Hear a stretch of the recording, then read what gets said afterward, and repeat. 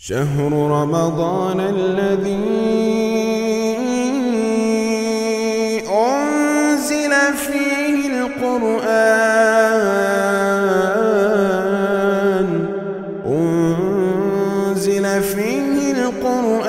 هدى للناس وبينات من الهدى والفرقان۔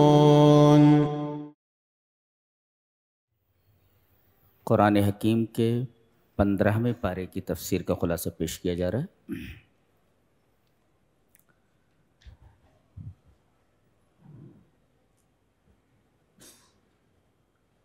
ابتدا میں یہ فرمایا گیا کہ اللہ نے اپنے بندے کو رات کے ایک حصے میں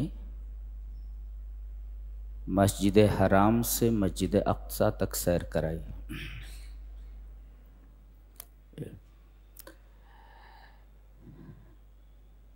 اس میں ایک بات انتہائی عجیب ہے کہ مکہ سے آپ بیت المقدس آئے۔ مکہ سے بیت المقدس کا جو سفر ہے، اس کی جو مسافت ہے وہ 40 رات ہے۔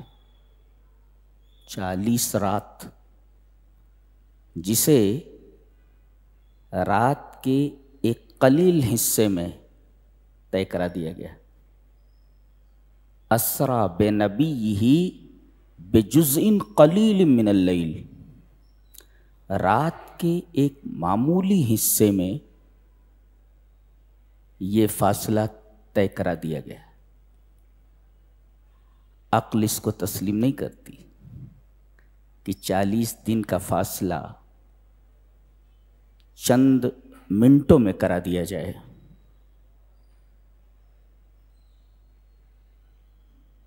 عقل کو ماننا چاہیے، کیوں؟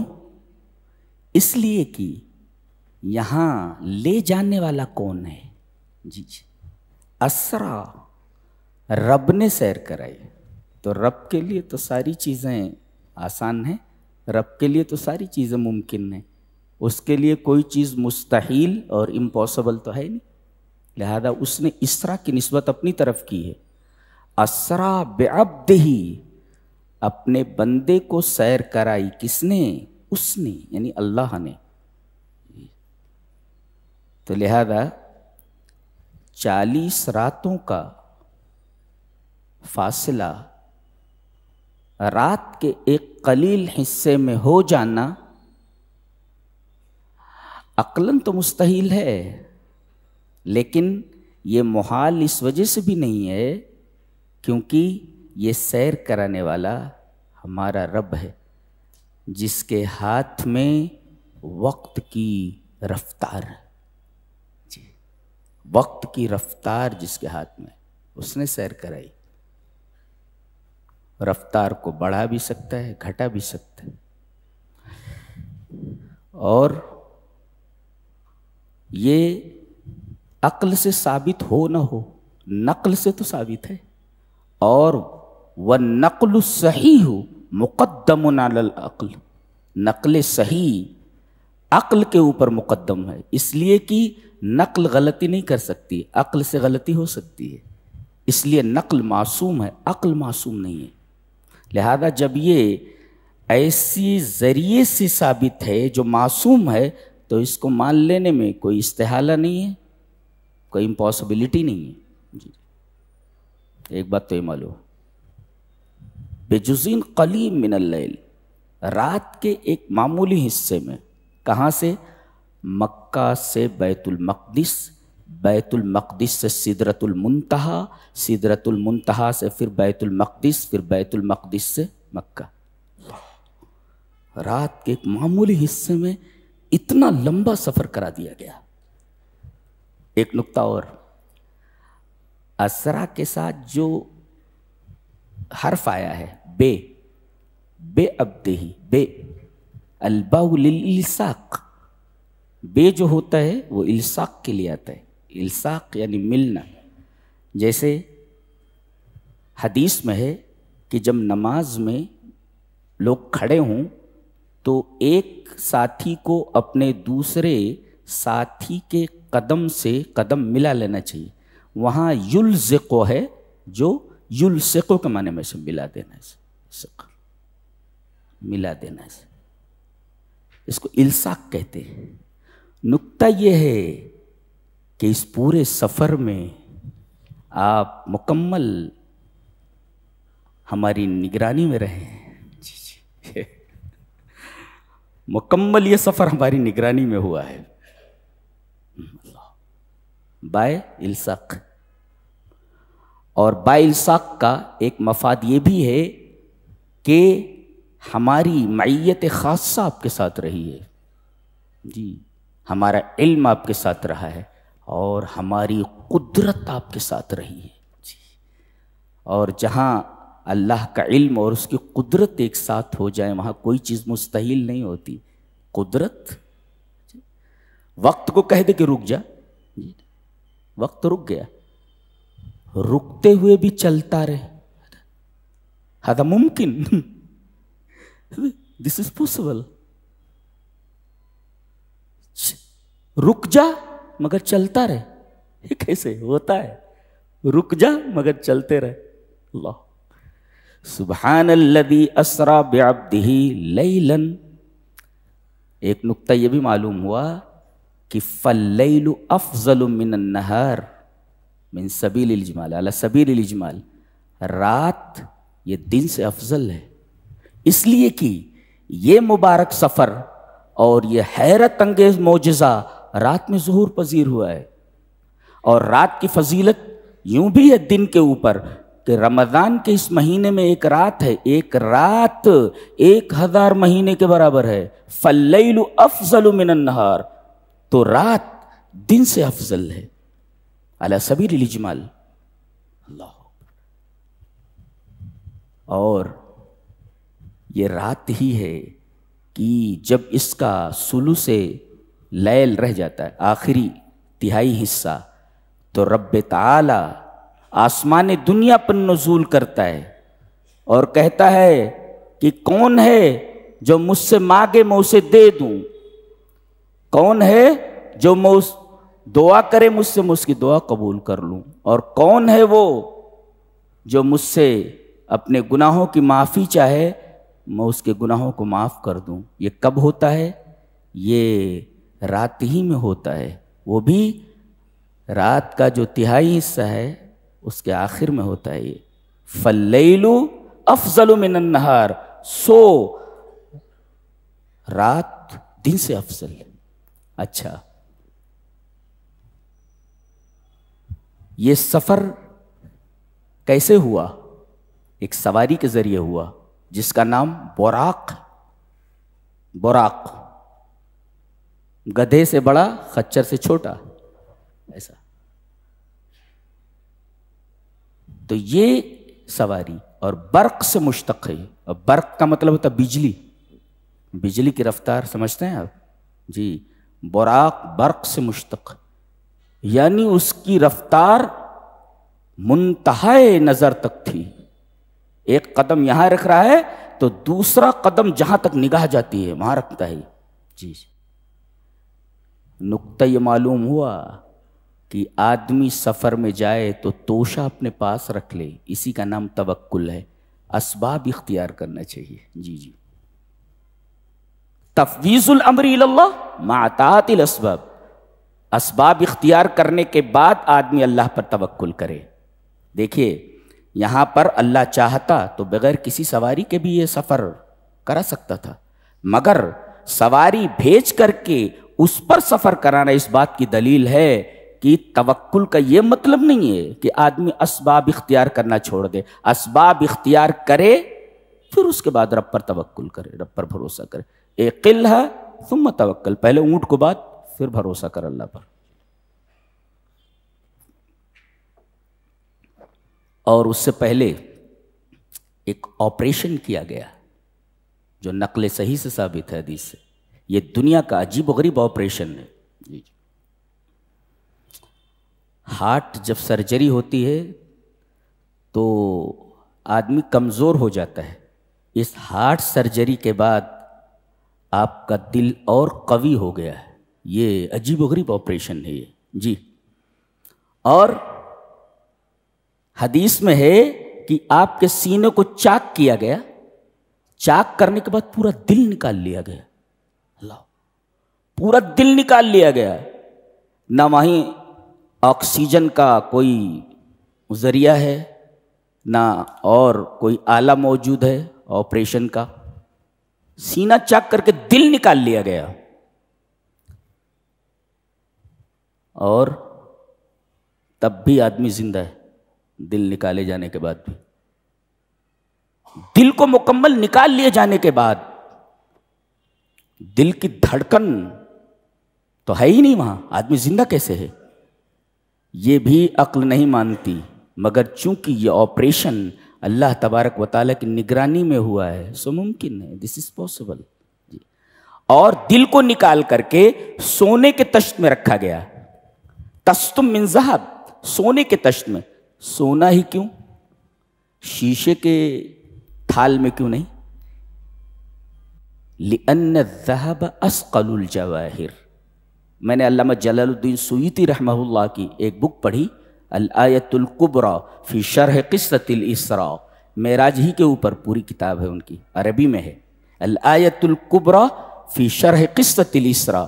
انہوں نے اس سوال کا جواب دیا ہے کہ نبی کریم صلی اللہ علیہ وسلم کے دل کو سونے کے تشت میں کیوں رکھا گیا؟ کیوں؟ لأن الذهب اثقل الجواہر.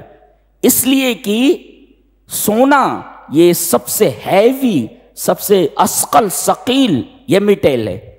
یعنی the gold is heavier than other metals. جی، یہ سونا جو ہوتا ہے یہ دیگر میٹلز دھاتوں کے مقابلے میں سب سے زیادہ ثقیل ہوتا ہے. اور ایک نکتہ اور کہ اللہ کے رسول صلی اللہ علیہ وسلم نے فرمایا کہ مومن کی مثال سونے کی سی ہے کہ اگر اسے بھٹی میں ڈال دیا جائے، کتنا بھی تپایا جائے اس کا رنگ نہیں بدلتا، اور کتنا بھی تپایا جائے اس کے وزن میں کمی نہیں آتی ہے. کیا بات ہے! اسی وجہ سے اللہ تبارک و تعالیٰ نے سونے کو عام نہیں کیا ہے کہ کوئی آدمی سونے کا محل بنا سکے. لا لا لا لا لا، مکمل ایک ایک چیز سونے کے ہو، ایسا نہیں ہوتا. اللہ نے فرمایا ہماری جنت میں آؤ، پورا پورا محل سونے کا دیتے ہیں. جی. لِأَنَّهَا أَثْقَلُ الْجَوَاهِرِ. آپ کے دل کو نکال کر کے سونے کے تشت میں رکھا گیا کیونکہ سونا دیگر میٹلز کے مقابلے میں، دیگر جواہر کے مقابلے میں ہیوی ہے، ثقیل ہے. اور زمزم کے پانی سے دھلا گیا. پتہ یہ چلا ماء زمزم ماء مبارک، مائے زمزم مبارک پانی ہے. جی، اس میں پیاس بجھانے اور تشنگی بجھانے کی قوت کے ساتھ ساتھ غذائیت بھی ہے. اس کو پینے کے بعد آدمی کو ایسا لگتا ہے جیسے اس نے کھانا کھا لیا ہو. یہ دنیا کا واحد پانی ہے جو ختم بھی نہیں ہوتا اور جس کے اندر کوئی بھی ایسا جرثومہ نہیں ہے جو انسانی زندگی کے لیے مضر ہو. اور سنا ہے، کہاں تک صحیح ہے کہاں تک غلط ہے، کہتے ہیں کہ اگر ایک بکٹ پانی کے اندر تھوڑا سا زمزم ڈال دیا جائے تو پورا پانی زمزم کے حکم میں ہو جاتا ہے، پورا پانی زمزم بن جاتا ہے. اللہ اکبر. تو ماء زمزم ماء مبارک. نبی کریم صلی اللہ علیہ وسلم نے حجۃ الوداع کے موقع پر کھڑے ہو کر آب زمزم پیا. بعض لوگ کہتے ہیں کہ کھڑے ہو کر جو آپ نے آب زمزم پیا وہ ضرورت کی وجہ سے، بھیڑ تھی وہاں، بیٹھنے کی جگہ نہیں تھی، لہذا آدمی ضرورت کے وقت کھڑے ہو کر بھی پانی پی سکتا ہے. اور میں کہتا ہوں ضرورت نہ بھی ہو تب بھی کبھی کبھی کھڑے ہو کر پانی پی لینا چاہیے. جی. تو ھذا مسئلۃ الخلافیہ، یہ اختلافی مسئلہ ہے کہ آب زمزم کو کھڑا ہو کر کے پیا جائے یا بیٹھ کر پیا جائے. اور یہ فیہ آیات بینات جو کہا گیا چوتھے پارے میں کہ خانہ کعبہ کے اطراف میں اس میں کھلی ہوئی نشانیاں ہیں. انہی نشانیوں میں سے ایک نشانی مائے زمزم بھی ہے. ختم نہیں ہوتا، کئی ہزار سال ہو گئے، ندیاں سوکھ جاتی ہیں، ندیاں اپنا رخ بدل دیتی ہیں، اس پانی کی کوانٹیٹی اور کوالٹی کم نہیں ہوئی، ویسی کی ویسی ہے۔ ماء مبارک ختم ہی نہیں ہوتا۔ برکت النمو بڑھنا، برکت مانے بڑھنا، اور خیر کا ثابت رہنا، یعنی بڑھ رہا ہے اور وہ خیر موجود بھی ہے، ثابت بھی ہے۔ تو ماء زمزم ماء مبارکن، زمزم کا پانی مبارک پانی ہے۔ اور پھر اس پانی سے دھل کر کے آپ کے دل کو وہیں پلانٹ کر دیا گیا اور سینے کو جوڑ دیا گیا۔ عجیب بات ہے، ٹانکے کے نشانات بھی تھے۔ صحابہ کرام فرماتے ہیں کہ جب نبی کریم صلی اللہ علیہ وسلم کا سینہ کھلا ہوتا تو ہم آپ کے سینے پر آپریشن کے اسٹچز کے نشانات دیکھتے، جیسے اسٹچ لگائیے، سیا گیا ہے آپ کا، ہاں یہ بھی ہے، اسٹچز پڑی ہوئی تھی، کیسے جبرائیل نے سلایا اس کو، جبرائیل نے سلایا اس کو۔ نشانات بھی نہیں رہتے، لیکن اللہ کو بتانا یہ تھا کہ آپریشن ہوا ہے، مانو یا نہ مانو آپریشن ہوا ہے، آثار تو موجود ہیں نا۔ جی جی، سبحان الذی اسری بعبدہ لیلا من المسجد الحرام الی المسجد الاقصی، مکہ سے مسجد حرام سے بیت المقدس تک پہنچے۔ یہ سفر ویسے بھی بہت حیرت انگیز ہے، اس میں ایک اور حیرت انگیز بات ہے۔ کیا؟ کانا اعظم اجتماع فی تاریخ البشریہ، انسانی تاریخ میں سب سے بڑا اجتماع تھا یہ۔ جی، ایسا اجتماع کہیں ہوا ہی نہیں۔ مرے لوگ وہاں موجود ہیں، جو مر چکے ہیں سب زندہ وہاں موجود ہیں۔ عجیب و غریب بات نہیں ہے؟ کانا اعظم اجتماع فی تاریخ البشریہ، انسانی تاریخ کا سب سے بڑا اجتماع ہے یہ، کہ آدم سے لے کر عیسیٰ تک علیہ السلام سارے انبیاء کرام موجود ہیں وہاں مسجد میں، اور سب باہر نکل کر کے دیکھ رہے ہیں ہمارے نبی کے انتظار، ہمارا نبی آ رہا ہے بولے تو سب منتظر ہیں۔ اور جیسے ہی آپ تشریف لائے آپ کو مصلی پر آگے بڑھا دیا گیا، آپ نے تمام انبیاء کرام کی امامت فرمائی، اسی وجہ سے آپ امام الانبیاء ہیں۔ امام الانبیاء کا مطلب یہ ہوا اب کسی نبی کی شریعت قیامت تک نہیں چلنے والی ہے، اس لیے کہ چلتی امام کی ہے، مقتدی کی نہیں۔ جی، قیامت تک صرف آپ کی شریعت باقی رہے گی، اس لیے کہ آپ امام الانبیاء۔ اور کتنی رکعتیں پڑھائیں؟ 2، جیسا کہ مسلم شریف کی روایت سے، اور یہ نماز نفل نماز تھی اور 2 رکعتیں تھیں۔ جی،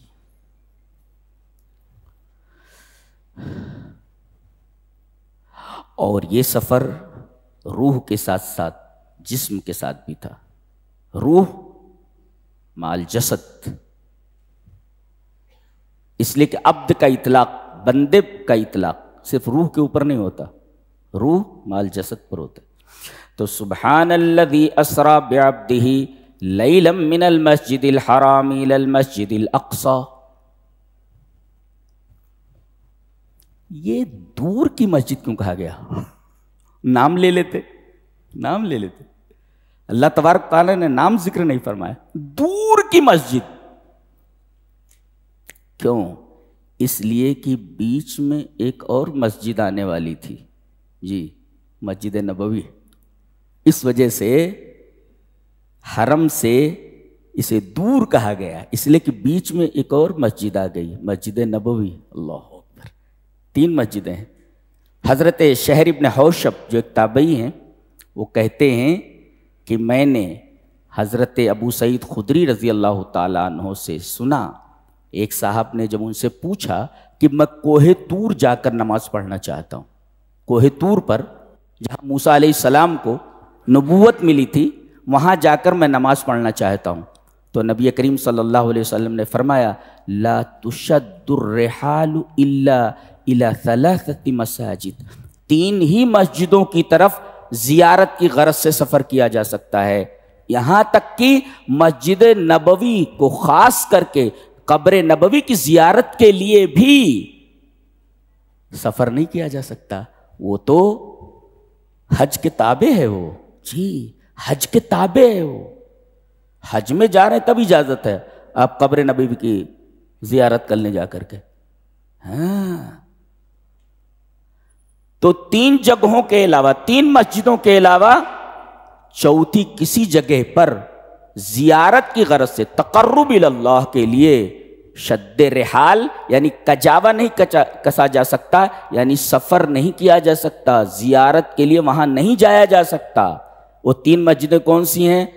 المسجد الحرام، المسجد الاقصی اور المسجد النبوی۔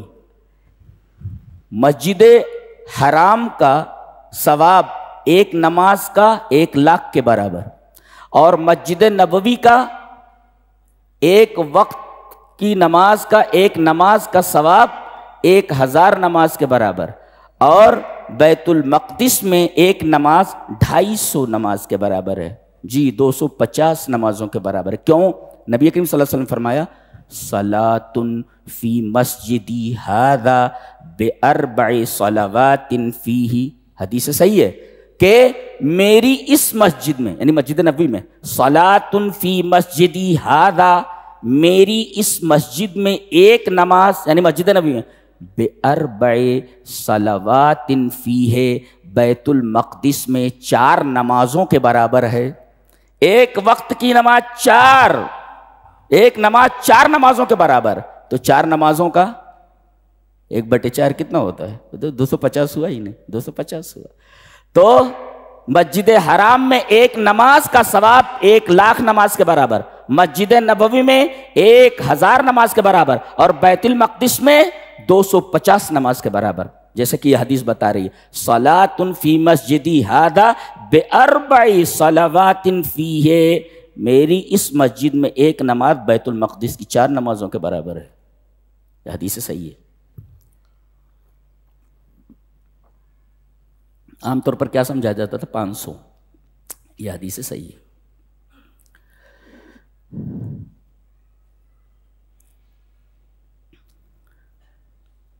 اللہ تبارک و تعالی نے یہ مسجد، یہ مسجد اقصی، یہ سلیمان علیہ السلام کے ذریعے بنوایا تھا جی، اور اس کے ارد گرد اللہ نے فرمایا کہ ہم نے برکتیں رکھ دی ہیں، دنیاوی برکتیں بھی اور روحانی برکتیں بھی، بڑی برکتیں۔ ہاں ارض شام جو ہے، یہ شام کا پورا علاقہ فلسطین کا، اللہ تبارک و تعالی نے 5 آیات کے اندر قرآن حکیم میں ارض شام کی برکتوں کا تذکرہ فرمایا ہے جی، 5 آیتوں میں کہ ارض شام میں اللہ نے برکتیں رکھی ہیں فی 5 آیات۔ ایک آیت ہے سورہ اعراف کی، ایک آیت ہے سورہ سبا کی، ایک یہی بنی اسرائیل کی، اور دو انبیاء میں ہیں، سورہ انبیاء میں 2 ہیں۔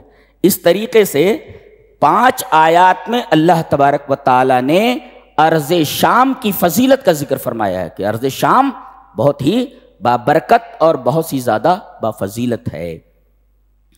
صرف بارکنا حولہ، یہاں پہلے یہودی رہتے تھے جی، یہاں یہودی رہتے تھے پہلے، لیکن انہوں نے 2 مرتبہ شرارتیں کی، اور دونوں مرتبہ شرارتوں کے بعد ان کو 2 مرتبہ عذاب میں مبتلا کیا گیا جی۔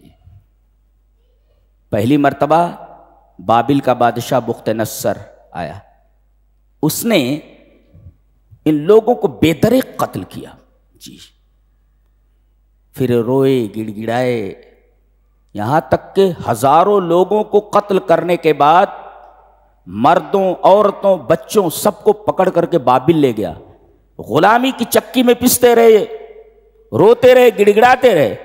اللہ نے ان پر رحم فرمایا تو ایران کے بادشاہ سائرس نے بابل کے اوپر حملہ کیا اور سب کو چھڑا کر کے لایا اور پھر یروشلم میں بسایا۔ ان کی عادت ہے کچھ دنوں تک یہ صحیح رہتے ہیں، پھر ان کا دماغ خراب ہو جاتا ہے، پھر ان کا دماغ خراب ہوا۔ اللہ نے فرمایا تم لوگ 2 مرتبہ زمین میں فساد کرو گے اور 2 مرتبہ ہم تم پر عام عذاب نازل فرمائیں گے۔ جی تو دوسری مرتبہ کیا ہوا؟ جب انہوں نے حضرت یحییٰ علیہ السلام وغیرہ کو قتل کیا تو اللہ تعالیٰ نے رومی بادشاہ ٹائٹس کو ان کے اوپر، ٹائٹس اس کا نام تھا، اس کو مسلط کر دیا۔ اس نے بے دریغ ان کو قتل کیا، یہاں تک کہ بیت المقدس کو اس نے زمین بوس کر دیا، توڑ دیا اس نے۔ اللہ فرماتا ہے جب دوسری مرتبہ انہوں نے سرکشی کی تو ہم نے اپنے طاقتور بندوں کو ان کے اوپر بھیج دیا۔ عبادی نہیں کہا، عباد لنا کہا، لنا لام کی فصل ہے، ہمارے بندے تھے لیکن ہمارے نافرمان بندے تھے، غیر مسلم تھے، وہ دونوں غیر مسلم تھے۔ نقطہ یہ ملا کہ اگر اسلام کے ماننے والے پٹری سے ہٹتے ہیں تو ان کو اوپر ان لوگوں کو مسلط کر دیا جاتا جو مسلم نہیں ہوتے، اور ان کی اینٹ سے اینٹ بجا دیتے۔ جی دیکھیں اللہ اکبر، فرمایا گیا فَإِذَا جَاءَ وَعْدُ أُولَاهُمَا بَعَثْنَا عَلَيْكُمْ عِبَادًا لَنَا أُولِي بَأْسٍ شَدِيدٍ فَجَاسُوا خِلَالَ الدِّيَارِ۔ پہلی مرتبہ ان کے اوپر جب عذاب آیا ان کی شرارتوں کی وجہ سے تو ہم نے اپنے بندوں کو ان کے اوپر مسلط کر دیا، یہ ان کے گھروں میں گھس جائے۔ جوس کا مطلب ہوتا ہے جوس التردد، آنا جانا۔ یہ عورتیں بیٹھی ہوئی ہیں، مار رہے ہیں ان کو کمرے میں لے جا کر کے ریپ کر رہے ہیں، ان کا بچوں کو قتل کر دے رہے، آ رہے جا رہے، کوئی ان کو روکنے والا نہیں ہے۔ جوس کا مطلب ہوتا ہے تردد، آنا جانا، تمہارے گھروں میں گھس گئے، وہ تمہاری عزت و ناموس کی مٹی پلیت کر کے رکھ دی انہوں نے۔ جی گھروں میں گھس جانا، عورتوں کی عصمت دری کرنا، بچوں کو قتل کرنا، آ جا رہے ہیں، کوئی روکنے والا نہیں۔ جوس التردد، فجاسوا خلال الدیار وکان وعدا مفعولا، اللہ نے جو وعدہ کیا تھا وہ ہو کر رہا۔ ثم رددنا لکم الکرۃ علیہم، پھر انہوں نے توبہ طائب کیے اور کچھ اچھے بن گئے۔ وَأَمْدَدْنَاكُمْ بِأَمْوَالٍ وَبَنِينَ، ہم نے ان کو مال بھی دیا، بیٹے بھی دیے۔ وَجَعَلْنَاكُمْ أَكْثَرَ نَفِيرًا، بہت بڑی تعداد بھی ان کی بنا دی۔ اللہ پھر فرماتا ہے اس کے بعد ان احسنتم احسنتم لانفسکم، اگر تم اچھائی کرو گے تو اپنے لیے اچھائی کرو گے، وَإِنْ أَسَأْتُمْ فَلَهَا، اگر برائی کرو گے تو وہ تمہارے لیے ہی ہے، ہمارا اس میں کیا بگڑنے والا ہے۔ فَإِذَا جَاءَ وَعْدُ الْآخِرَةِ، جب دوسری پیشین گوئی کا وقت آیا تو وہ تمہاری مسجدوں میں گھس گئے۔ وَلِيَدْخُلُوا الْمَسْجِدَ كَمَا دَخَلُوهُ أَوَّلَ مَرَّةٍ، ایک بات ذہن نشین رہے کہ مسجدیں مسلمانوں کا، مومنوں کا روحانی مرکز ہیں، مراکز ہیں۔ وہ تمام لوگوں کی خواہش یہ ہوتی ہے کہ ان کو ان کی مسجدوں سے کاٹ کر رکھ دیا جائے۔ جی آدمی اپنے مرکز سے کٹ جائے تو کٹی پتنگ ہو جاتا ہے، جیسے ڈور سے کٹ جائے۔ گویا کہ مسجدیں مسلمانوں کو جوڑے رکھتی ہیں، یہ ڈور ہے، جیسے پتنگ کا ڈور اگر ٹوٹ جائے تو پتنگ پتہ نہیں کہاں جا کر کے گرتی ہے، اس کا کوئی پرسان حال نہیں ہوتا۔ ایسے ہی مسجدیں مسلمانوں کا روحانی مراکز ہیں، اس سے مسلمانوں کے قلوب جڑے رہتے ہیں، اتحاد باقی رہتا ہے۔ اور اگر مسجدوں سے مسلمانوں کو کاٹ دیا جائے تو پھر ان کی حالت کٹی پتنگ کی ہو جاتی ہے جو ڈور سے کٹ گئی ہو۔ جی وَلِيَدْخُلُوا الْمَسْجِدَ كَمَا دَخَلُوا، مسجدوں میں گھس گئے، مسجدوں میں گھس گئے۔ اللہ پہلے بھی داخل ہوئے تھے پھر داخل ہو گئے، کما دخلوا اول مرہ۔ تو پہلا فتنہ ایشیا سے، دوسرا فتنہ روم سے، یورپ سے۔ ان احسنتم احسنتم لانفسکم وان اسأتم فلہا۔ اور ایک نقطہ یہ بھی ملا کہ پہلے کہا گیا کہ بیت المقدس کے اطراف میں اللہ نے برکتیں نازل فرمائی ہیں، روحانی برکتیں بھی، اور درخت ہیں کھجوروں کے اور باغات ہیں ہر طرح کے پھلوں کے، زیتون کے اور انجیر کے، اللہ نے بڑی برکتیں رکھی ہیں۔ جی تو روحانی برکتیں بھی ہیں اور مادی برکتیں بھی ہیں۔ اور جب دشمنوں نے حملہ کیا تو اطراف میں انبیاء کی قبریں بھی ہیں، یہ قبریں ان کو بچا نہیں سکی. لوگ کہتے ہیں کہ ہم فلاں بابا سے جڑے ہوئے ہیں, قبروں پر آؤ یہاں مراد پوری ہو جاتی ہے.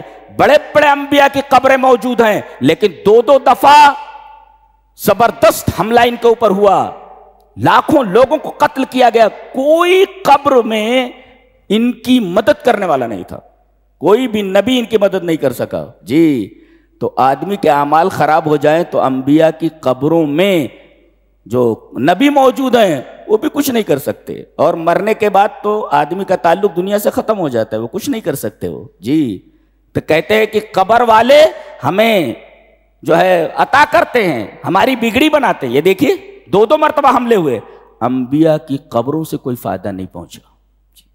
اعمال خراب ہو جائیں تو کوئی کسی کو بچا نہیں سکتا, اللہ کے عذاب سے کوئی چیز بچانے والی نہیں.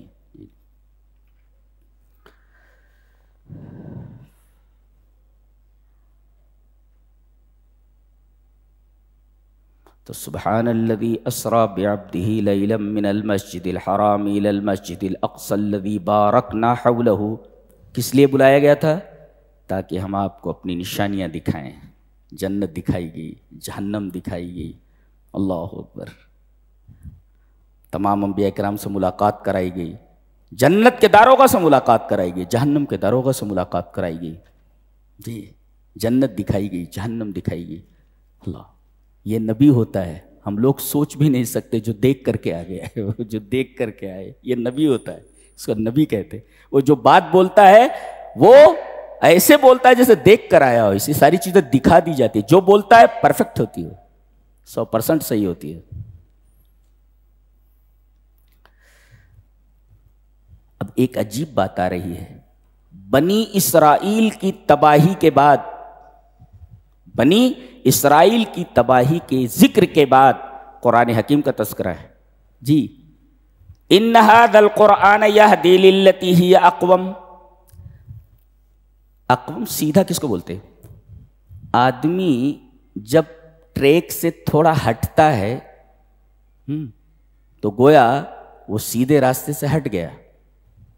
کہتے ہیں کہ بنی اسرائیل پر جو مصیبتیں آئیں, جو عذابات آئے, ان سے اگر بچنا ہے تو صرف ایک ہی طریقہ ہے, قرآن حکیم کو مضبوطی سے پکڑ لو. اس لیے کہ بنی اسرائیل کی تباہی کے ذکر کے بعد قرآن حکیم کا ذکر ہے. ان ھذا القرآن یہدی للتی ہی اقوم. آدمی ٹریک سے ہٹتا ہے تب عذاب آتا ہے. یہ آدمی جا رہا ہے سیدھے راستے پر, برابر ہے, جیسے یہود سیدھے راستے پر چلے, پھر ٹریک سے ہٹ گئے, عذاب آیا. تم اس سیدھے راستے پر جا رہے ہو, ٹریک سے ہٹے کہ تمہارے اوپر عذاب آنے والا. قرآن کا کام کیا ہے؟ اس ٹریک سے تمہیں ہٹنے نہیں دیتا. یہ قرآن کو مضبوطی سے پکڑو, تمہیں اس ٹریک سے ہٹنے, اقوم بالکل سیدھا رکھنے والا ہے, یہ ٹریک سے ہٹنے نہیں دے گا. یہ قرآن حکیم کا فائدہ ہے. کیوں؟ اس لیے کہ راستے پر چلتے چلتے جب آدمی ٹریک سے ہٹتا ہے تب عذاب آتا ہے. جیسے بنی اسرائیل راستے پر چلے اور ٹریک سے ہٹ گئے, عذاب آیا. ایسے ہی تم ٹریک سے اگر ہٹو گے تو تمہارے اوپر بھی عذاب آنے والا. ٹریک سے ہٹنے نہ دینے والی ایک ہی چیز ہے, پکڑ لو اس کو, ہٹنے نہیں دے گا ٹریک سے. قرآن حکیم ہے ان ھذا القرآن یہدی للتی ہی اقوم. بالکل سیدھا ہے وہ. جب سیدھا ہے تو تم کو سیدھا رکھے گا, وہ تمہیں ٹریک سے ہٹنے نہیں دے گا. اب ٹریک سے ہٹنے نہیں دے گا تمہارے اوپر عذاب نہیں. آج پوری دنیا میں جو مسلمان پریشان ہیں اس کی واحد وجہ یہ ہے کہ انہوں نے قرآن حکیم کو چھوڑ دیا ہے. سن رہے ہیں. سننے سے کیا ہوتا ہے؟ ثواب تو ملتا ہے, لیکن زندگی میں اس کو نافذ کرنے کے لیے, اپلائی کرنے کے لیے اس کا سمجھنا ضروری ہے کہ قرآن بول کیا رہا ہے.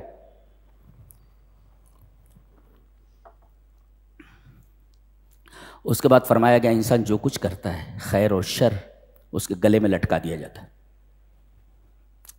مرنے کے بعد وہ چیز نکال لی جائے گی. کتنی عجیب بات ہے.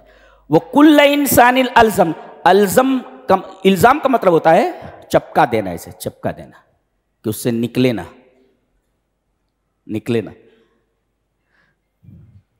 ہم نے ہر انسان کے طائر کو, چڑیا, عمل کو چڑیا کہا گیا ہے. چڑیا در حقیقت یہ تعبیر عرب کی عادت کے مطابق استعمال کی گئی ہے, اختیار کی گئی ہے. عرب جب کسی کام کے لیے نکلتے تو پرندہ اگر بیٹھا رہتا خود اڑ جاتا یا یہ اڑاتے اڑتا، خود اڑ جاتا یا یہ اڑاتے اڑتا. داہنی طرف اگر نکل جاتا تو تفاعلو، اور بائیں طرف اڑ جاتا تو تشاءم. یعنی اگر داہنی طرف اڑتا تو اس سے اچھی فال لیتے اور کام پر چلے جاتے، کام کرتے. لیکن اگر بائیں طرف اڑتا تو اس سے شر مراد لیتے اور کام پر نہیں جاتے تھے. اس کا مطلب طائر کا مطلب ہوتا ہے خیر اور شر. انسان جو برائی کرتا ہے اچھائی کرتا ہے، دونوں چیزیں طائر ہیں. طائر ان کو انسان کے گلے میں لٹکا دیا جاتا ہے. اور اگر سائنسی انداز سے دیکھا جائے تو آپ کی پوری زندگی کا ریکارڈ ایک معمولی سی چپ کے اندر وہیں کہیں چپکا دیا جاتا ہے. پوری زندگی کا ریکارڈ چھوٹے سے چپ کے اندر موجود ہے، اور قیامت کے دن اس کو نکال لیا جائے گا. یہ رہا تیرا کچا چٹھا زندگی کا. وَكُلَّ إِنسَانٍ أَلْزَمْ. اچھا کہا گیا کہ گردن میں لٹکا دیا جاتا ہے، اور کہیں کیوں نہیں؟ اس لیے کہ گردن جو ہوتا ہے یہ جسم کا نمایاں حصہ ہوتی. گردن یہ جسم کا نمایاں حصہ ہوتی ہے. عورتیں ہار کہاں پہنتی ہیں؟ گلے میں. جی گلے میں ہار پہنتی. اور خوبصورتی گلے میں ہار پہننے ہی کی وجہ سے. ہاتھ میں ہار پہن لے تو اچھا تھوڑی لگتا ہے، منڈی پہ لگا لے ہار اچھا لگتا ہے، گلے میں پہنتے تو اچھا لگتا ہے. اللہ نے فرمایا اس گلے میں توق بھی ڈالا جا سکتا ہے اور اس گلے میں ہار بھی سونے کا. تو اگر اچھا کرو گے تو سونے کا ہار ہے، اور اگر برا کرو گے تو توق پہنا دیا جائے گا، جیسے مجرم کو توق پہنا دیا جاتا ہے. تو خیر ہار ہے اور شر یہ توق ہے. دونوں چیزیں تم کو پہنا دی گئی ہیں. وَكُلَّ إِنسَانٍ أَلْزَمْنَاهُ طَائِرَهُ فِي عُنُقِهِ. اچھا پہنا تو دیا گیا ہے، آگے کیا ہوتا ہے اس کے بارے میں فرمایا گیا کہ وَنُخْرِجُ لَهُ يَوْمَ الْقِيَامَةِ. اچھا اخراج کا مطلب یہ ہے کہیں پر ہے کوئی چیز اندر اور پھر نکالی گئی ہے. ہاں یعنی کہیں کوئی چیز اندر ہے، اندر سے نکالی جا رہی ہے. میں نے کہا کہ مراد چپ بھی لے سکتے ہیں. ایک چپ لگا دی گئی جو جس میں پوری زندگی کے ریکارڈ ہے. وَنُخْرِجُ لَهُ يَوْمَ الْقِيَامَةِ كِتَابًا يَلْقَاهُ مَنْشُورًا. وہ کتاب نکال لی جائے گی اور تمہارے سامنے کھول دی جائے گی. یہ رہا تمہاری زندگی کا پورا کچا چٹھا. یہ رہا، پڑھو. اقرا کتابک، اپنی کتاب خود پڑھ لو، سامنے دیکھ لو. یہ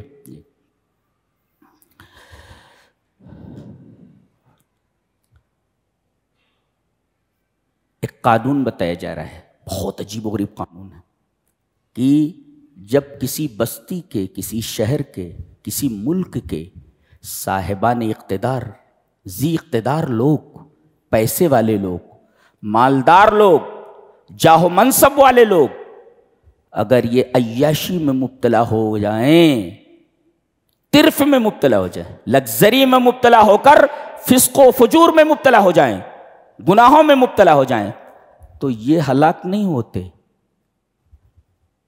پورا ملک تباہ کر دیا جاتا ہے. کیا عجیب بات کہی گئی بھائی. انہوں نے لگزریس لائف اختیار کی، اور لگزریس لائف اختیار کرنے کے بعد انہوں نے فسق و فجور شروع کر دیا. اب گناہ یہ کر رہے ہیں تو ان کو تباہ کرنا چاہیے نا. اللہ فرما رہا ہے بڑے لوگوں میں چھوٹے لوگوں میں فرق ہوتا ہے. بڑے لوگ اگر، طاقتور لوگ، پیسے والے لوگ اگر فسق و فجور میں مبتلا ہو جائیں پیسوں کی وجہ سے، اقتدار کی وجہ سے، تو صرف وہی ہلاک نہیں ہوتے، پورا ملک تباہ کر دیا جاتا ہے. وَإِذَا أَرَدْنَا أَن نُهْلِكَ قَرْيَةً، قریہ المدینہ، جی پورے شہر کو تباہ کر دیتے ہیں ہم. گویا کہ بڑے لوگوں کا ٹریک سے ہٹنا، غلط کاری میں مبتلا ہونا، خود کو تباہ کرنے نہیں، ملک کو، سوسائٹی کو، شہر کو تباہ کرنے کا مرادف ہے. یہ عجیب و غریب قانون ہے. بڑے لوگوں کا فسق و فجور میں مبتلا ہونا صرف ان کی تباہی کا سبب نہیں ہے، ارے یہ پورے شہر کی تباہی کا سبب ہے. وَإِذَا أَرَدْنَا أَن نُهْلِكَ قَرْيَةً، جب کسی شہر، کسی بستی کو ہلاک کرنے کا ہم ارادہ کرتے ہیں تو ان کے بڑے لوگ غلط کاری میں مبتلا ہو جاتے ہیں پیسوں کی وجہ سے. غلط کاری میں مبتلا ہوئے وہ انہی کو سزا نہیں دی گئی، پورے ملک کو سزا دی گئی، پورے شہر کو سزا دی گئی.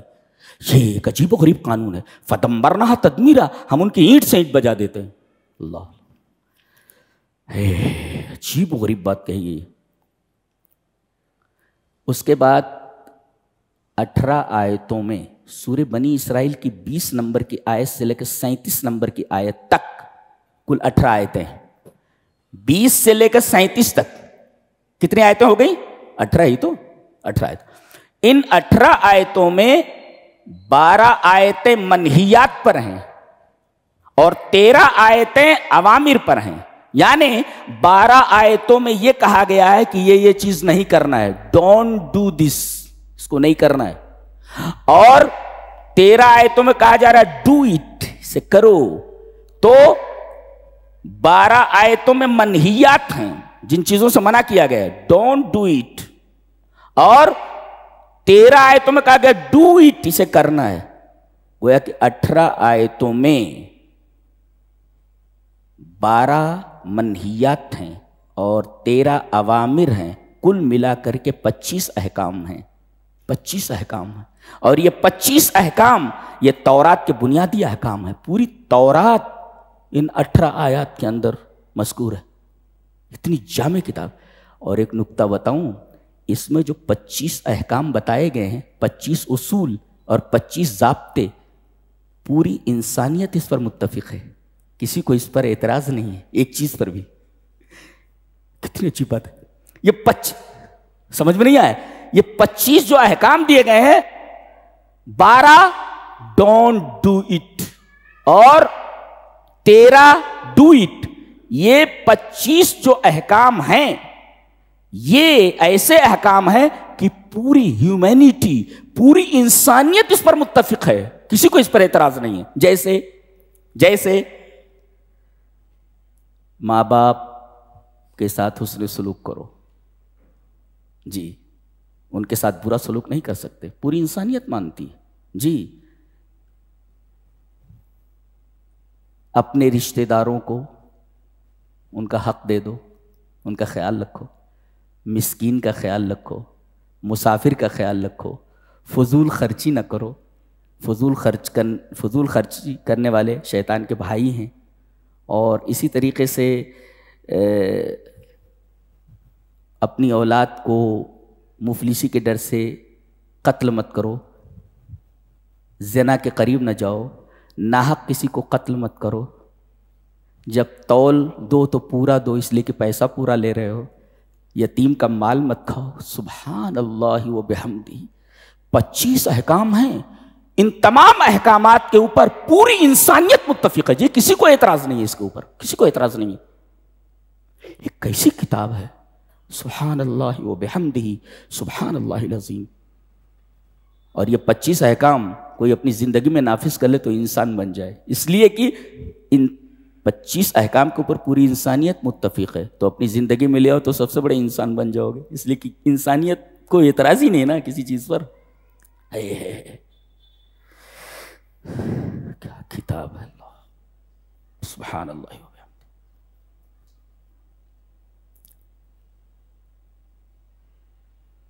زمین میں اکڑ کر نہ چلو. انسانیت بولتی زمین میں اکڑ کر چلو. ساری چیزیں وہی ہیں جس پر انسانیت متفق ہے.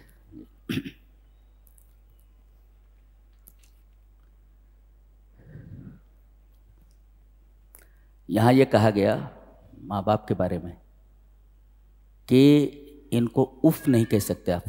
اف. عربی جو الفابیٹس ہیں الف سے لے کر یا تک، جتنے الفابیٹس ہیں الف سے لے کر یا تک، اس میں سب سے زیادہ ثقیل طا ہے. طا. اور سب سے خفیف ہے فا. طا. زبان جو ہے تالو کے اوپر لگتی ہے. زبان تالو پر لگتی ہے. تالو سے لگ کر کے نیچے آتی ہے تب طا آتا. قا. زبان تالو سے لگتی ہے. لہذا پورے عربی حروف الہجا میں الفابیٹس میں سب سے زیادہ ثقیل طا ہے اور سب سے زیادہ خفیف فے ہے. فا. اف. جب اللہ تعالیٰ نے سب سے خفیف چیز، ہلکی چیز ماں باپ کے لیے کہنے کے لیے منع کیا ہے تو قوی چیز تو بدرجہ اولا ممنوع ہے. آپ فے نہیں کہہ سکتے تو آپ توئے کیسے کہہ سکتے ہو؟ فے سب سے ہلکی چیز ہے. آپ اف نہیں بول سکتے، سب سے ہلکی چیز نہیں بول سکتے، تو اس سے جو قوی چیز ہے وہ کیسے بول سکتے ہیں آپ اپنے ماں باپ کے تعلق سے؟ اللہ، مفسرین کہاں کہاں پہنچ جاتے ہیں، کتنا غور و فکر کرتے ہیں کہ ایک لفظ کے اوپر ڈیرے ڈال دیتے ہیں لوگ.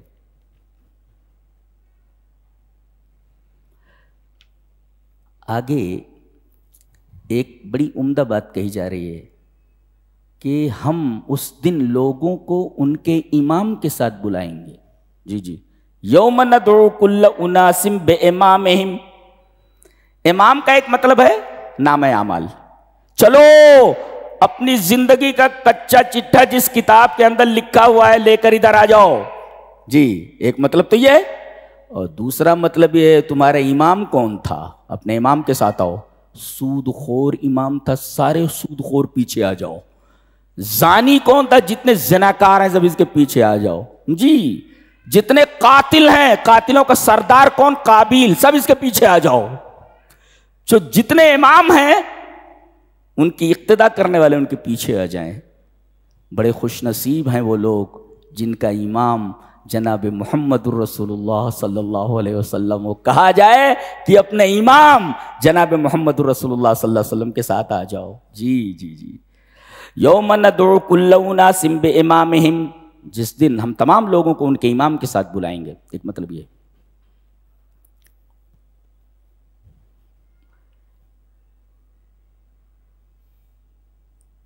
ایک آیت کے اندر 5 نمازوں کا ذکر ہے اور ایک مسئلہ، بہت غور سے سنیں. اقم الصلاۃ لدلوک الشمس الی غسق اللیل وقرآن الفجر ان قرآن الفجر کان مشہودا. ایک بہت اہم مسئلے کا استنباط اور استشہاد میں اس آیت کریمہ سے کرنا چاہتا ہوں. نماز قائم کرو دلوک شمس سے لے کر غسق لیل تک. دلوک شمس کس کو بولتے؟ شمس یعنی سورج، سن. سن کا دلوک کا مطلب ہوتا ہے میلانوہا الی الافق الغربی بعد الزوال. زوال کے بعد، دن میں زوال کے بعد مغرب کی طرف سورج کا مائل ہونا سے، جھک جانے سے. یہ ہے نا زوال، زوال کا وقت. زوال کے بعد مغرب کی طرف سورج کا جھکاؤ، یہ ہے دلوک. اس میں کتنی نمازیں آ گئیں؟ فَيَدْخُلُ فِيهِ صَلَاةُ الظُّهْرِ وَصَلَاةُ الْعَصْرِ. 2 نمازیں آ گئیں. جی 2 نمازیں آئی کہ نہیں بھی؟ زوال کے بعد سے لے کر اس کا میلان مغرب کی طرف ہو جائے تو سورج کے غروب ہونے تک 2 وقت کی نمازیں، ظہر اور عصر. پھر اس کے بعد کہا گیا اِلَى غَسَقِ اللَّيْلِ. غسق اللیل ظلمتہ، یعنی اٹس ڈارکنیس، اس کی تاریکی. فَيَدْخُلُ فِيهِ صَلَاةُ الْمَغْرِبِ وَصَلَاةُ الْعِشَاء. تاریکی میں 2 ہی نماز پڑھی جاتی ہے. جی کون سی؟ ایک تو مغرب کی نماز، دوسرے عشاء کی. اچھا رات میں ایک اور نماز بھی پڑھی جاتی ہے فجر، اس کو الگ سے ذکر کیا گیا. دیکھو 2 نمازوں کو ملایا گیا، ظہر اور عصر کو، پھر 2 نمازوں کو ملایا گیا، مغرب اور عشاء کو، لیکن فجر کو الگ سے ذکر کیا گیا. وقرآن الفجر، اور فجر کی نماز. قرآن الفجر کا مطلب ہوتا ہے صلاۃ الفجر. تو اس کو قرآن کیوں کہا گیا؟ کہ 2 رکعتیں سمجھو مائنس کر دی گئی ہیں، تو 2 رکعتوں کو اتنا لمبا کرو، قرآن زیادہ پڑھو. تو گویا کہ فجر کی نماز کی جو فضیلت ہے زیادہ، وہ اس میں قرآن زیادہ پڑھنے کی وجہ سے ہے. جی وہ 2 رکعت کے مقابل میں ہے وہ. تو وہ قرآن. اچھا 2 نمازیں ایک ساتھ، ظہر اور عصر، 2 نمازیں ایک ساتھ، مغرب اور عشاء، اور فجر الگ سے. اس کا مطلب ہے سفر میں ظہر اور عصر کو ایک ساتھ پڑھ سکتے ہیں، یجمعان، دونوں کو جمع کیا جا سکتا ہے. اور سفر میں مغرب اور عشاء کو ایک ساتھ پڑھا جا سکتا ہے. فجر ایک ایسی نماز ہے، اسے کسی نماز کے اندر ملایا نہیں جا سکتا، اسے اس کے وقت ہی پڑھنا ہے. ایک اللہ اکبر. تو 4 نمازوں کو 2 کر کے ذکر کیا گیا اور فجر کو الگ سے ذکر کیا گیا. تو سفر میں تو آپ پڑھ ہی سکتے ہیں، لیکن کبھی کبھی آپ حضر میں بھی پڑھ سکتے ہیں، جی گھر میں بھی پڑھ سکتے ہیں آپ 2 نمازیں ایک ساتھ۔ جی مسلم شریف کی روایت ہے کہ صلی رسول اللہ صلی اللہ علیہ وسلم الظہر والعصر جمیعا والمغرب والعشاء جميعا من غیر خوف ولا سفر ولا مطر۔ آپ نے ظہر اور عصر ایک ساتھ پڑھا، مغرب اور عشاء ایک ساتھ پڑھا، نہ کوئی خوف تھا، نہ سفر تھا، نہ بارش تھی۔ بارش میں بارش ہو رہی ہو تو مسجد میں آنے کی ضرورت نہیں ہے، آپ گھر میں 2 نمازیں ایک ساتھ پڑھ لیجئے۔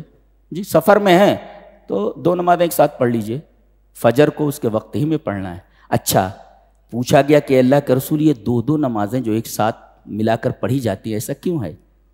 تو اس میں ہے لِكَيْ لَا يُحْرِجَ أُمَّتَهُ، تاکہ نبی اپنی امت کو حرج میں، مشقت میں، تکلیف میں مبتلا نہ کر دیں۔ جیسے ایک آفس ہے کسی کی، جی اور آفس میں ایسا وقت نہیں ملتا کہ آدمی عصر کی نماز پڑھنے کے لیے جا سکے، جی تو ایسا کر سکتا ہے، ظہر اور عصر ایک ساتھ ملا کر کے پڑھ سکتا ہے، دقت نہیں۔ لِكَيْ لَا يُحْرِجَ، اس کی علت ہے وہ، تاکہ نبی اپنی امت کو مشقت میں نہ ڈالیں، لہذا 2 وقت کی نمازیں پڑھی جا سکتی ہیں، حضر میں بھی، حضر کا مطلب گھر پر بھی، ایسا اپنے گاؤں میں بھی، سفر میں آدمی نہ ہو تب بھی پڑھ سکتا ہے، ضرورت کے وقت ہے، اس کو عادت نہ بنا لے۔ اللہ اکبر۔ فرض نمازوں کے بعد تذکرہ کیا گیا تہجد کا۔ افضل الصلاۃ بعد الفریضۃ قیام اللیل، فرض نمازوں کے بعد سب سے افضل نماز تہجد کی نماز ہے۔ اس وجہ سے 5 فرض نمازوں کے بعد تذکرہ تہجد کا کیا گیا۔ ترتیب دیکھیں کتنی خوبصورت ترتیب ہے۔ اقم الصلاۃ لدلوک الشمس الی غسق اللیل وقرآن الفجر ان قرآن الفجر کان مشہودا۔ فجر کی نماز حاضر ہونے کا وقت ہے، کیا مطلب؟ اس میں ملائکہ نہار اور ملائکہ لیل دونوں جمع ہو جاتے ہیں، جی ایک کی ڈیوٹی ختم ہوتی ہے، ایک ڈیوٹی سنبھالتا ہے، یہ دونوں فرشتے یہاں جمع ہوتے ہیں۔ ان قرآن الفجر کان مشہودا، حاضر ہوتے ہیں، ایک کی ڈیوٹی ختم ہوتی ہے تو ایک کی ڈیوٹی لگ جاتی ہے، جی مشہود کہا گیا اسی وجہ سے۔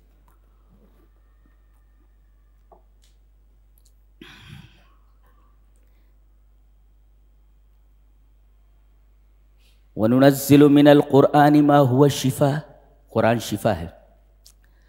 2 ہی چیز کو اللہ نے شفا کہا ہے، الاصل اور القرآن، قرآن کو اور شہد کو۔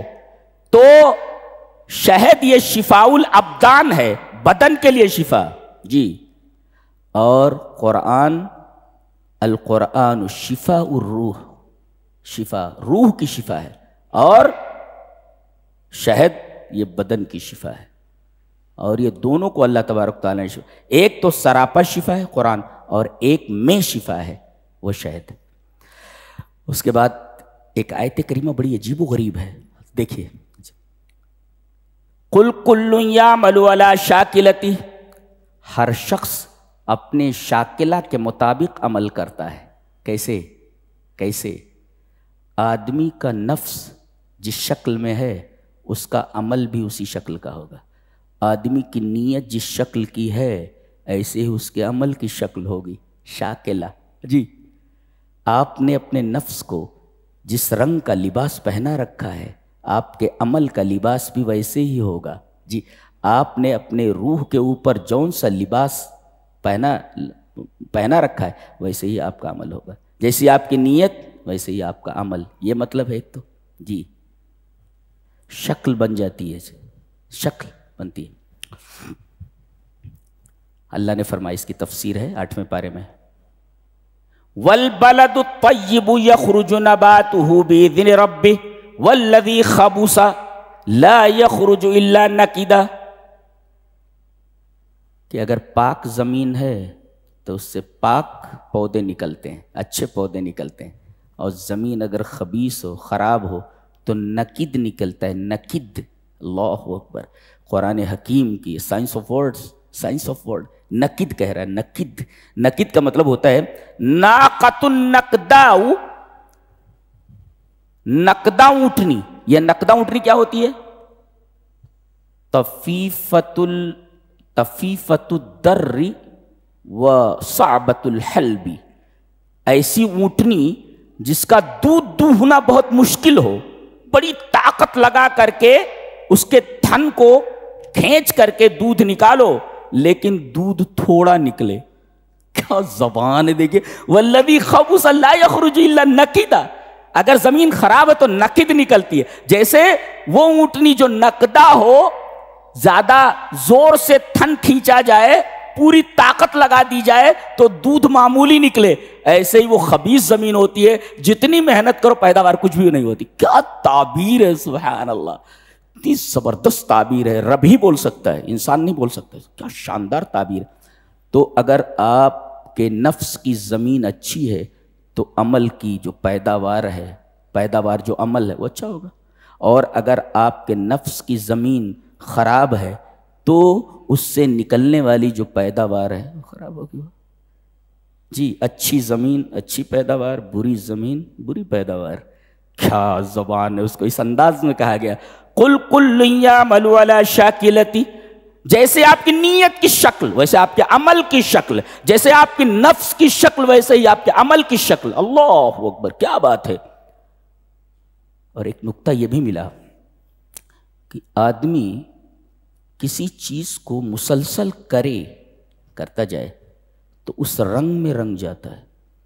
جیسے بچہ یہودی کے یہاں رہتا ہے تو دھیرے دھیرے دھیرے دھیرے اس کے اوپر یہودیانہ رنگ چڑھ جاتا ہے، جیسا حدیث میں ہے.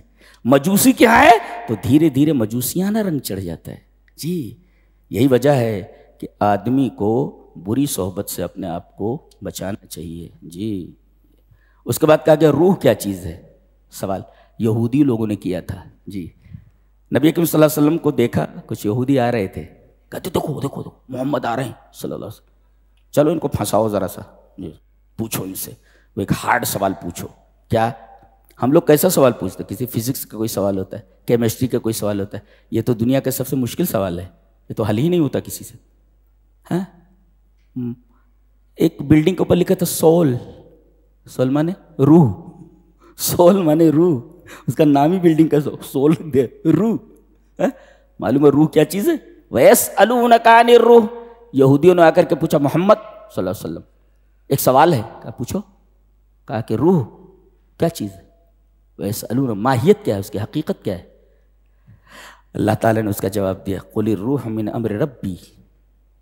آپ فرما دیجئے کہ روح میرے رب کے امر میں سے ایک امر ہے. بس خلاص. اس کا مطلب ہے، اور عجیب بات تو یہ ہے کہ روح کے سوال سے پہلے قرآن حکیم کا تذکرہ ہے. قرآن حکیم روح ہے، وہ تو تمہیں دے دیا گیا نا. اوتیت علمن، ایک علم تمہیں دے دیا گیا، اور روح کے بارے میں پوچھ رہے وہ بھی روح ہے. منیت علمن، ایک روح سے تمہیں بتانے سے روک دیا گیا. ایک روح تو تمہیں دے دی گئی نا، اوتیت روحن، یہ اوتیت علمن، آپ کو ایک علم دے دیا گیا قرآن کا علم. اور ایک علم نہیں دیا گیا، کون سا؟ منعت علمن، ایک علم دینے سے روک دیا گیا، وہ ہے روح کا علم. جی اللہ اکبر، کیا ترتیب ہے، سبحان اللہ و بحمدہ. کیوں نہیں بتایا گیا روح کا جواب اور روح کی حقیقت؟ اب کوئی چھوٹا سا بچہ ہو، بغدادی قاعدہ بھی پڑھ رہا ہو، آ با تا سا پڑھ رہا ہو، کوئی بچہ ABCDEFG پڑھ رہا ہو، اب وہ پوچھنے لگے کہ آپ نے رابرٹ لڈلم کو پڑھا ہے، آپ نے اینیٹ بلائٹن کو پڑھا ہے، آپ نے ایرنگ ویلیس کو پڑھا ہے، آپ نے رابن کک کو پڑھا ہے؟ میں نے ان سب کو پڑھا ہے جن کا نام میں نے بتایا. جی میں نے انگریز سے انگریزی پڑھی ہے. میرا ساتھی تھا کلاس فیلو تھا، میں نے اس سے انگریزی پڑھی. میرا ساتھی کلاس فیلو تھا. اب ایک بچہ جس کا سینس ABCD کا ہے، وہ پوچھے رابرٹ لڈلم کے بارے میں، تو اگر سمجھانے بھی جائیں گے تو سمجھ میں آئے گا اس کو؟ تو تمہارا تو ذہن بغدادی قاعدے کا ہے، اور پوچھ رہے ہو بخاری شریف کا ترجمۃ الباب، کیسے سمجھ میں آئے گا؟ نہیں سمجھ میں آئے گا. لہذا روح کی حقیقت تمہیں نہیں سمجھائی جا سکتی. ہاں، تقریب الفہم کے لیے ایک طریقے سے سمجھایا جا سکتا ہے. ایک بلڈنگ بنا دی گئی، اس میں مشینیں لگا دی گئی، کپڑا بننے کی مشینیں، ساری مشینیں تیار ہیں. موٹرس لگا دیے گئے ساری چیزیں. اب یہ پورے موٹرس اور یہ پوری مشینیں کس سے چالو ہوں گی؟ کرنٹ ڈال دیجیے گا. جی جی مشینیں سمجھ میں آ رہی ہیں, پارٹس سمجھ میں آ رہے ہیں, موٹر سمجھ میں آ رہا ہے, موٹرس کے پارٹس سمجھ میں آ رہا ہے, لیکن یہ جو چیز آ رہی ہے کرنٹ, جس کی وجہ سے پوری مشینری چل رہی ہے, نہیں جانتے اس کی حقیقت کیا ہے. اس کی حقیقت کیا ہے؟ قل الروح من امر ربی. کرنٹ بنانے والا, اس کا ایجاد کرنے والا, بنانے والا کیا, اس کا ایجاد کرنے والا. کوئی چیز nothing is created and nothing is destroyed. کوئی چیز نہ تو آپ کریٹ کر سکتے ہیں اور کوئی چیز آپ فنا بھی نہیں کر سکتے. تو انسان کیا وہ دو دو کر کے چار بنا دیتا ہے, کیا ہے اس کا؟ نہ چیز نکال سکتا ہے, پیدا کر سکتا ہے, نہ کوئی چیز جو ہے فنا کر سکتا ہے. کوئی چیز فنا نہیں کر سکتا وہ. جی جتنا اللہ نے بنا دیا اتنا ہی ہے. جی اور تم فنا بھی نہیں کر سکتے, نئی چیز کوئی پیدا بھی نہیں کر سکتے. تو قل الروح من امر ربی, یہ تمہارے سوال کا جواب ہے. اس لیے کہ تمہیں ایک علم دے دیا گیا ہے, قرآن. یہ علم بعض علم نہیں دیا جاتا کسی کو. جی اس لیے کہ وہ اس کے ذہن کے اوپر ہوتا ہے, سمجھایا جائے نہیں سمجھ پائے گا, اسی میں پریشان ہو جائے گا. اسی وجہ سے آپ دیکھیں گے ایک صاحب نے لکھا کہ تقریباً 118 اقوال ہے روح کے بارے میں. یہ ہے وہ ہے, یہ 118 اقوال. اس کا مطلب ٹامک نہیں مار رہے ہیں, کسی نتیجے پر نہیں پہنچ رہے کہ روح ہے کیا. اس لیے کہ اگر حقیقت میں معلوم ہو جائے روح یہ چیز ہے تو اختلاف کی کیا ضرورت ہے. جی اختلاف اتنا 118 اقوال ہے. وہ کہتا ہے یہ ہے, وہ کہتا ہے یہ, وہ کہتا ہے یہ. اللہ اکبر. علم کے ساتھ اللہ تبارک و تعالی نے بوکا کا تذکرہ کیا ہے, رونے کا. پتہ چلا العالم الذی یبکہ علمہ, عالم وہ ہے جس کا علم اسے رولا دے. جو علم کسی انسان کو رولا نہ سکے کہ مرنے کے بعد کیا ہونا ہے اس پر رولا نہ, وہ علم نہیں ہے. یہ جو دنیا کا علم پڑھ رہے ہیں یہ رونے والا علم نہیں ہے, ہاں جس سے دل کے اوپر جو گناہوں کا بوجھ ہے وہ گناہوں کا بوجھ کم ہو. یہ پتہ نہیں کون سا علم ہے, یہ دنیا کا علم ہے, دنیا کمانے کا علم ہے. یہ العالم الذی یبکہ علمہ, عالم وہ ہے جس کا علم اسے رولا دے. اس کے بعد سورہ کہف ہے. سورہ کہف میں ایک فتنہ ہے, فتنۃ الدین, دین کا فتنہ ہے, اور قصہ ہے اصحاب الکہف کا. ہربوا بدینہم, اپنے دین کو لے کر بچا کر بھاگے. کس سے؟ من الملک الظالم, ظالم بادشاہ سے اپنا دین بچا کر کے بھاگے. یہ فتنۃ الدین ہے, فتنۃ الدین, دین کا فتنہ ہے. اور دین کے فتنے سے بچنے کے لیے کیا کیا جائے بتایا گیا. دین کے فتنے سے بچنے کے لیے 3 چیزیں ضروری ہیں, قرآن نے بتایا, پڑھیں گے آپ. ایک تو الصحبۃ الصالحہ, اچھی صحبت. جی ایک ہے, کتا ساتھ میں تھا, اللہ نے کتے کا تذکرہ فرمایا, اچھی صحبت ہونی چاہیے. اور دوسرے تذکر الآخرہ, آخرت کو یاد کرنا. اور تیسرے تلاوت القرآن و تدبر, قرآن حکیم کی تلاوت اور اس پر غور و فکر. دوسرا فتنہ فتنۃ المال, صاحب الجنتین. آگے دیکھیں گے ایک کافر ہے اور ایک مومن اس کا دوست ہے. ایک مومن ایک کافر کا دوست ہے, اس کے 2 باغ ہیں. وہ کہہ رہا کہ یہ باغ کبھی ختم ہونے والا ہے وغیرہ وغیرہ. تو یہ فتنۃ المال ہے. جی فتنۃ المال سے بچنے کے لیے 2 چیزیں ضروری ہیں. ایک تو یہ فہم حقیقت الدنیا, دنیا کی حقیقت کو سمجھا جائے. سمجھایا گیا آگے, انما مثل الحیات الدنیا کماء, دنیاوی زندگی کی مثال پانی کی طرح ہے. اور پانی کو قرار نہیں رہتا کبھی, ایک حالت پر نہیں رہتا. اور پانی جب تک کشتی کے نیچے ہے تب تک کشتی بھی محفوظ ہے, کشتی میں بیٹھنے والے بھی محفوظ ہیں. پانی اگر اوپر آ جائے تو پھر کشتی بھی گئی اور کشتی میں سوار حضرات بھی گئے. لہذا دنیا کو دنیا کی حقیقت تک رکھو, اس کو وہیں تک رکھو. جی اس کو سر پر سوار مت کرو. یہ دنیا کی حقیقت. فہمو حقیقت الدنیا, دنیا کی حقیقت کو سمجھو. والانشغال بالآخرہ, اور آخرت کی طرف مشغول ہو جاؤ. یہ ہے فتنۃ المال اور فتنۃ المال سے بچنے کا طریقہ. اور ایک ہے فتنۃ العلم, جیسے موسیٰ اور خضر کا قصہ ہے. جی قصۃ موسیٰ و خضر. حضرت موسیٰ علیہ السلام نے ایک دفعہ تقریر فرمائی, تقریر بہت اچھی تھی. ایک صاحب نے کہا دنیا میں لگتا ہے سب سے بڑے عالم آپ ہی ہیں. حضرت موسیٰ کہ یس میں سب سے بڑا عالم ہوں. سب سے بڑے عالم تھے, یقیناً تھے وہ, لیکن اللہ کو ان کی یہ ادا پسند نہیں آئی کہ سب سے بڑے عالم ہیں ہم. کہا کہ میرا ایک بندہ مجموع البحرین پر رہتا ہے, 2 دریاؤں کے سنگم پر, ذرا جا کر کے وہاں معلوم کرو, کل ہم اس پر بحث کریں گے انشاءاللہ. جا کر کے معلوم کرو کتنا علم ہوتا ہے, علم کس کو بولتے ہیں جی. تو یہ ہے فتنۃ العلم, اور فتنۃ العلم سے بچنے کے لیے کتنی چیزیں ضروری ہیں. ایک تو التواضع, جتنا علم آئے اتنا آدمی جھک رہے. وعدم الغرور بالعلم, علم کے اوپر غرور نہ کرے. یہ 2 چیزیں, تواضع, جتنا علم آئے اتنا متواضع ہوتا جائے, اتنا خاکسار ہوتا جائے, اور علم پر غرور نہ کرے. اور چوتھا فتنہ ہے فتنۃ السلطہ, اقتدار اور بادشاہت کا فتنہ. جی یہ فتنہ بڑا خطرناک ہوتا ہے, بڑا فتنہ. یہ ہے ذوالقرنین کا قصہ, قصۃ ذوالقرنین. ذوالقرنین کا قصہ, اللہ نے ان کو اقتدار دیا تھا, زبردست اقتدار. فتنۃ السلطہ, اقتدار کے فتنے سے بچنے کے لیے کیا کیا جائے؟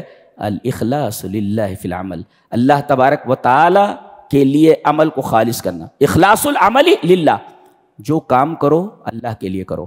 یہاں تو 2000 روپیہ بانٹنا ہوتا ہے تو کیمرہ مین پہلے سے کھڑے رہتے سب کے سب, جی یہ اقتدار والے ایسے بانٹتے ہیں جن کو اقتدار دیا گیا ہے. پیسہ کسی کا ہے, ان کے باپ کا تھوڑی ہے, پیسہ کسی کا, بانٹنے لگتے ہیں تو کیمرہ مین کو بلا لیتے ہیں بھائی جی. تو یہ ہے فتنۃ السلطہ, اقتدار کا فتنہ. اللہ نے ذوالقرنین کو زبردست اقتدار عطا فرمایا تھا. کیسا اقتدار تھا اس پر ہم کل بحث کریں گے. تو جب آدمی کو فتنۃ السلطہ میں گرفتار ہوتا دکھائی دے اپنے آپ کو, تو اسے چاہیے کہ اپنے عمل کے اندر اخلاص پیدا کرے اور آخرت کو یاد کرے, جیسا کہ ذوالقرنین نے یاد کیا. یہ تھا 15ویں پارے کا خلاصہ. اللہ ہمیں نیک عمل اور اچھی سمجھ کی توفیق عطا فرمائے. وآخر دعوانا الحمدللہ رب العالمین.